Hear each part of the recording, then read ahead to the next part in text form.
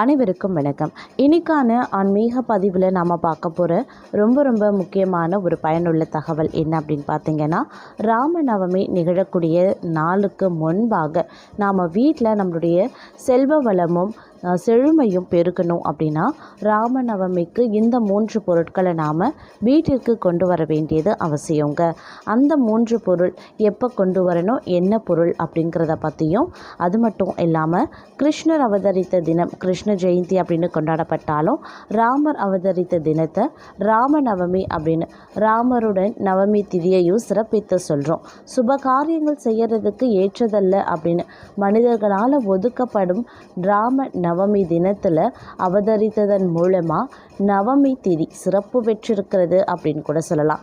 இந்த ஆண்டு ராம நவமிக்கு நாம் என்ன செய்யணும், அதனுடைய சிறப்பு என்னவாக இருக்கிறது, இந்த நாளில் என்ன செய்தால் ராமரினுடைய அருள் நமக்கு கிடைக்கும், எப்படி வழிபட்டால் நன்மைகள் கிடைக்கப்பெறும், ராம நவமிக்கு முன்பாக எந்த 3 பொருட்களை வாங்கினா நமக்கு செல்வ வளம் அதிகரிக்க செய்யும், செல்வம் சேரும் அப்படிங்கிறத பற்றின முழுமையான தகவலை நீங்கள் தெரிஞ்சுக்க வீடியோவை ஸ்கிப் பண்ணாமல் கடைசி வரைக்கும் பாருங்கள். இந்த பதிவு உங்களுக்கு மிக பயனுள்ள விகிதத்தில் இருக்கும். வீடியோக்குள்ளே போகிறதுக்கு முன்னாடி இது வரைக்கும் நீங்கள் நம்ம சேனலை சப்ஸ்கிரைப் பண்ணல அப்படின்னா உடனே சப்ஸ்கிரைப் பண்ணிக்கோங்க. அப்படியே பக்கத்தில் இருக்கக்கூடிய நோட்டிஃபிகேஷனுக்கான பெல் பட்டனையும் ப்ரெஸ் பண்ணிக்கோங்க. சரி நேர்களே, வாங்க வீடியோக்குள்ளே போகலாம். ஸ்ரீராம நவமி இந்துக்கள் கொண்டாடப்படும் முக்கியமான பண்டிகைகளில் ஒன்று. இந்த முறை ஸ்ரீராம நவமி ஏப்ரல் மாதம் 6ஆம் தேதி வருதுங்க.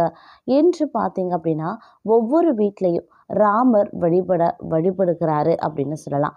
ஹனுமானும் வழிபடுகிறாரு. அனுமனின் ஆசிகளை பெற இந்த பொருட்களை வீட்டிற்கு கொண்டு வர்றது அப்படிங்கிறது ரொம்ப நல்லதுங்க.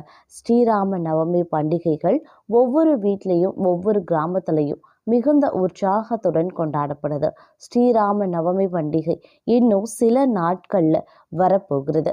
மத நம்பிக்கைகளின்படி ராமநவமி நாளில் ராமரை வழிபடுவது வாழ்க்கையின் அனைத்து சிரமங்களையும் நீக்குதுங்க. நீங்கள் ஹனுமானின் ஆசீர்வாதங்களையும் பெறுவீங்க அப்படின்னு சொல்லலாம். அனுமனை வழிபடுவதும் சிறப்பான பலன்களை தரும். ராமர் மிகவும் மகிழ்ச்சி அடைகிறாரு.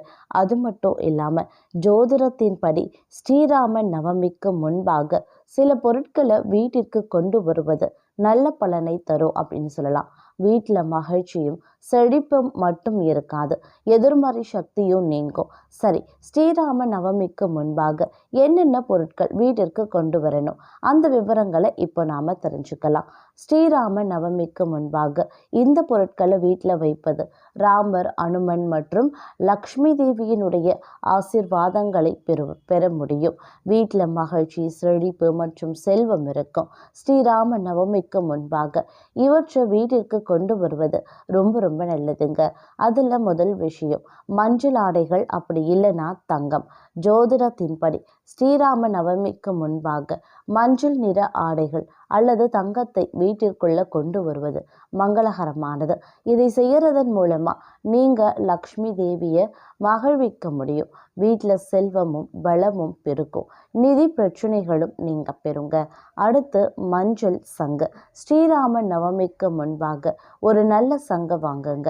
இதை பூஜை அறையில் வைக்க பாருங்க. இதை செய்யறது மங்களகரமானதாகவும் கருதப்படுது. மேலும் வீட்டில் சங்கு வைத்தோம் அப்படின்னா செல்வமும் பெருக்க ஆரம்பிக்கும். அதனால் அதை வீட்டிற்கு கொண்டு வந்து பூஜை அறையில் வைப்பது நல்ல பலன்களை தருங்க. அடுத்து குங்குமப்பூ, அப்படி இல்லைன்னா மஞ்சள் கொடி. ஸ்ரீராம நவமிக்கு முன்பாக மஞ்சள் நிற கொடியை வாங்கி வீட்டிற்கு கொண்டு வாருங்க. ஸ்ரீராம நவமி நாளில் இதை வீட்டில் நிறுவுவது மங்களகரமானதாக கருதப்படுது. இது எதிர்மறை ஆற்றலை நீக்கி நேர்மறை ஆற்றலை பாய அனுமதிக்குது. மகிழ்ச்சி, செழிப்பை தரக்கூடியது அப்படின்னு கூட சொல்லலாங்க.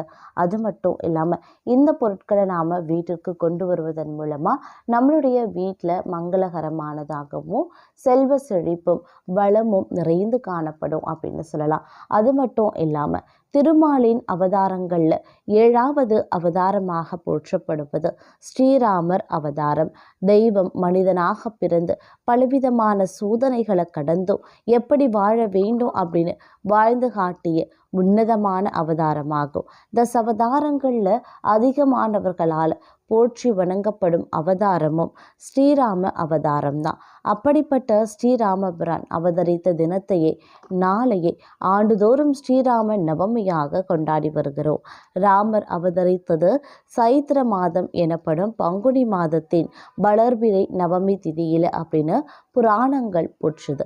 பூமியில் இருக்கக்கூடிய தீய சக்திகளை அழித்து தர்மத்தை நிலைநாட்ட திரோத யுகத்துல எடுக்கப்பட்டதே ராம அவதாரம் அப்படின்னு சொல்லலாம். இந்த ஆண்டு ஸ்ரீராம நவமி ஏப்ரல் 6ஆம் தேதி ஞாயிற்றுக்கிழமை வருது. அன்றைய தினம் அதிகாலை 1:08 முதல் ஏப்ரல் 7ஆம் தேதி அதிகாலை 12:25 மணி வரைக்கும் நவமி திதி அமைஞ்சிருக்கு. அதே போல ராமபிரான் அவதரித்த புனர்பூச நட்சத்திரம் ஏப்ரல் 5ஆம் தேதி காலை 10:48 மணிக்கு துவங்கி ஏப்ரல் 6ஆம் தேதி காலை 10:31 மணி வரைக்கும் உள்ளது. புனர்பூச நட்சத்திரம் மற்றும் நவமி திதி இரண்டும் ஏப்ரல் 6ஆம் தேதியை இணைந்திருக்கிறதுனால அன்றைய தினமே ராமநவமி தினமாக கருதப்படுது.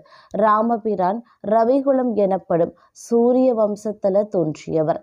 இந்த முறை சூரியனுக்குரிய ஞாயிற்றுக்கிழமைகள்ல ராம நவமி வருவது கூடுதல் சிறப்பானது அப்படின்னு சொல்லலாம். இந்த ஆண்டு ராம நவமி மிகவும் சிறப்புக்குரியதாகும். இந்த நாளில் ரவி புஷ்ய யோகம், சர்வார்த்த சித்தி யோகம், ரவியோகம் ஆகிய சுப யோகங்கள் நாள் முழுவதும் இருக்குங்க.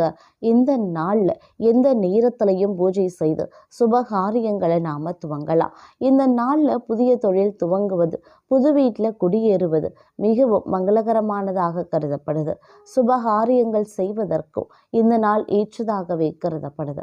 ஞாயிற்றுக்கிழமையில் வரும் ராம நவமி அப்படிங்கிறதுனால இந்த நாளில் சூரிய பகவானை வழிபட்டோம் அப்படின்னா, ராமரை வழிபட்டால் வாழ்வில் உயர் பதவி உயர்ந்த நிலையை அடைய முடியும் அப்படின்னு சொல்லலாம்.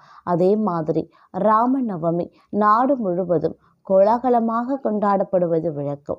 ராம நவமி அன்று ராமபிரான் அவதரித்த புனித தலமான அயோத்தியில் இருக்கக்கூடிய கோவில்களில் சிறப்பு பூஜைகள் கொண்டாட்டங்கள் நடைபெறும். இந்த நாளில் வீடுகளில் ராமரின் பூஜை செய்து வழிபட்டா வீட்டில் மகிழ்ச்சியும் அமைதியும் நிலவும். வீட்டில் நேர்மறை ஆற்றல் அதிகரிக்கும். ராம நவமி அன்று செய்யப்படும் பூஜைகள் மகாலட்சுமியை மகிழ்விக்கும். இதனால வீட்டில் செல்வம் பெருகும் அப்படின்னு நம்பப்படுது. சீதா தேவி மகாலட்சுமியின் அம்சம் அப்படிங்கிறதுனால ராமநவமி அன்று ராமரையும் சீதையையும் வழிபட்டா மகாலட்சுமியின் அருளை பெற முடியும் அப்படின்னு சொல்றாங்க. ராம நவமி அன்று அதிகாலை எழுந்து குளித்து விட்டு சுத்தமான ஆடைகளை அணிய வேண்டும். ராமர் சிலை அல்லது படத்தை சுத்தம் செய்து வாசனை மலர்களால் அலங்கரிக்க வேண்டும். சிலை இருந்தால் கங்கை நீர், பஞ்சாமிர்தம், பூக்கள், பழங்கள் படைத்து வழிபடலாம்.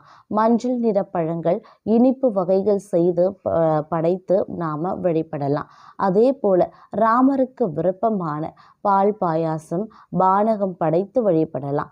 இந்த பிரசாதத்தை மற்றவர்களுக்கும் பகிர்ந்து கொடுக்கலாம். அன்றைய தினம் ராம நாமம் ஜெபிப்பதும் ராமரின் புகழினை கேட்பதும் பாவங்களை போக்கி புண்ணியத்தை தரும். நிறைவாக நாம கடந்த காலங்களில் செய்த பாவங்களுக்காக ராமபிரானிடம் மனதார மன்னிப்பு கேட்க வேண்டும். இதனால் ராமரின் பரிபூரண அருள் கிடைத்து வாழ்க்கையில பலவிதமான மாற்றங்கள் நிகழும், நன்மைகள் அதிகரிக்கும் அப்படிங்கிறது நம்பிக்கையாகவே இருக்கிறது அப்படின்னு சொல்லலாம். அதே மாதிரி ராம நவமி அன்று நாம ராமரை வழிபாடு பண்றோம் அப்படின்னா அதுல நமக்கு பல்வேறு வகையான நன்மைகள் ஏற்படுவதற்கான வாய்ப்பும் அதிகபட்சமாகவே இருக்கப்பெறுகிறது. அதனால வரக்கூடிய இந்த ராம நவமி நேரத்துல நாம நம்மளுடைய வாழ்க்கையில இருக்கக்கூடிய இன்னல்களை போக்க இந்த வழிபாட்டை மேற்கொண்டு நாம நம்மளுடைய வாழ்க்கையில் இருக்கக்கூடிய துயரங்களை கடந்து செழுமையையும் வளமையையும் பெற முடியும். அதே மாதிரி இந்த நாட்களில் பொறுத்த வரைக்கும் விஷ்ணு பல்வேறு வடிவங்களில் அவதாரம் எடுத்து நீதிமான்களை பாதுகாக்கவும் தீமையை தோற்கடிக்கவும் அவதரிப்பதாக வலியுறுத்தது. அவரது வாழ்க்கை மற்றும் செயல்கள் லீலை அப்படின்னு அழைக்கப்படுது. அவை அவரது பக்தர்களை ஊக்கப்படுத்தி வழிநடத்தவும் செய்யுது. ராமரின் வாழ்க்கை மற்றும் போதனைகள் லட்சிய வாழ்க்கையின் எடுத்துக்காட்டுகளாக போற்றப்படுகிறது அப்படின்னு கூட சொல்லலாம். அவருடைய கதைகள் இந்தியா முழுவதும் கொண்டாடப்படுகிறது அப்படின்னு தான் சொல்லணும். ராம நவமி அப்படிங்கிறது ராமர் மனித மற்றும் தெய்வீக வடிவங்களில் பிறந்ததை கொண்டாடுவது அப்படின்னு சொல்லலாம். இந்த விழா அயோத்தியில ராமர் பிறந்த இடமாக இருக்கிறதுனால அங்கு மத ரீதியா மிகவும் கோலாகலமாக கொண்டாடப்பட்டு வருகிறது அப்படின்னு தாங்க சொல்லணும். தற்போது வரக்கூடிய ராம நவமியை நீங்களும் உங்களுடைய வீட்டில் எளிமையான வழிபாட்டின் மூலமாக அவரினுடைய பரிபூரண அருளை பெற்று வாழ்க்கையில செழுமையையும் செல்வத்தையும் வளமையையும் பெறுங்க.